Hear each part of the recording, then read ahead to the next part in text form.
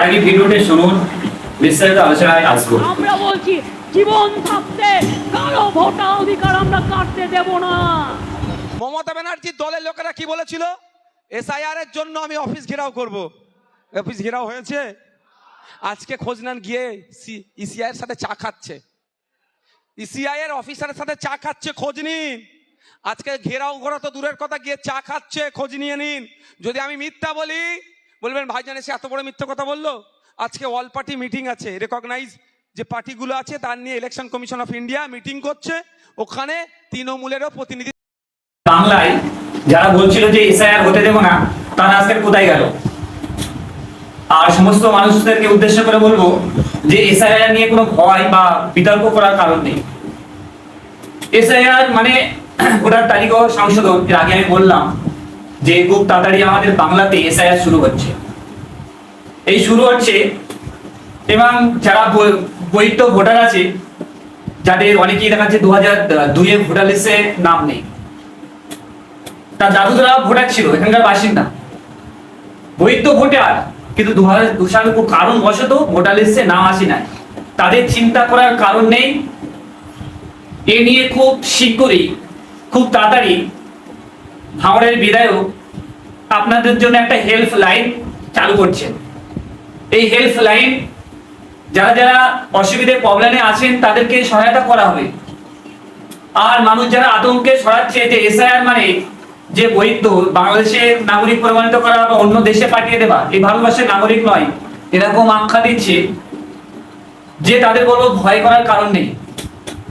কেননা এসআইআর মানে আমাদের দেখাচ্ছে পূর্বপুরুষরা যারা অনেকেই মারা গেছে বা অন্য জায়গায় শিফট হয়েছে, এক জায়গা থেকে অন্য জায়গায় শিফট হয়েছে, তাদের জন্য তাদের 2-3 জায়গায় নাম আছে, কেটে এক জায়গায় রাখা হবে।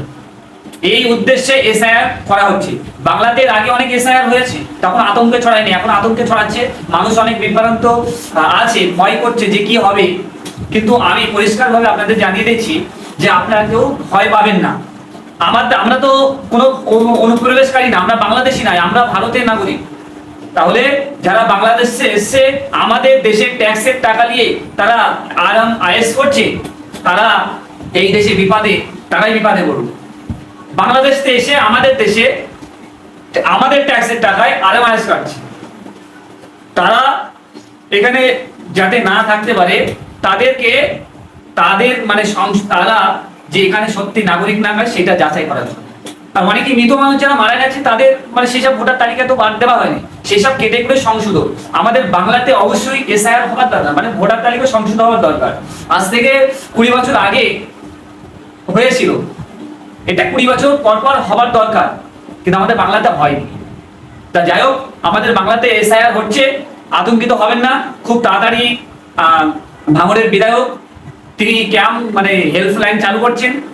ক্ষেত্রে যে ডকুমেন্টেশন, এই 12টি ডকুমেন্টেশনের কথা বলা হয়েছে, সেক্ষেত্রে কোনো ধরনের সহযোগিতা বা কোনটা কি দরকার সেই ব্যাপারে আমরা সহযোগিতা করব।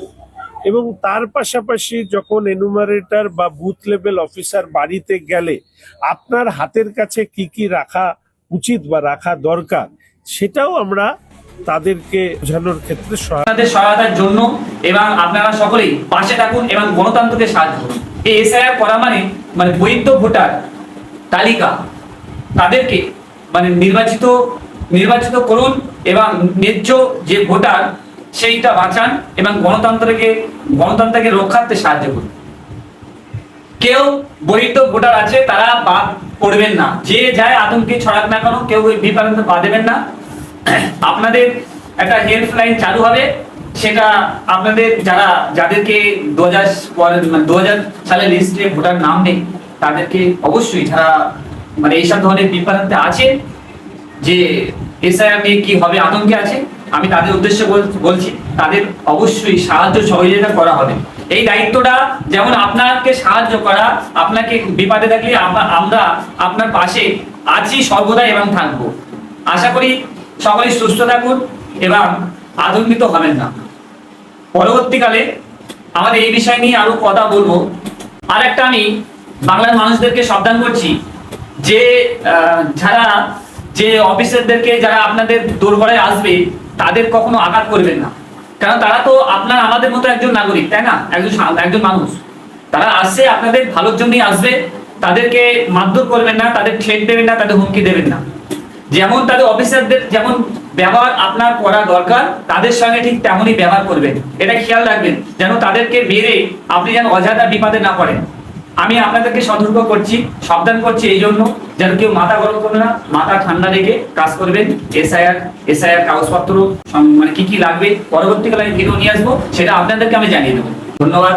জয় হিন্দ, জয় ভারত।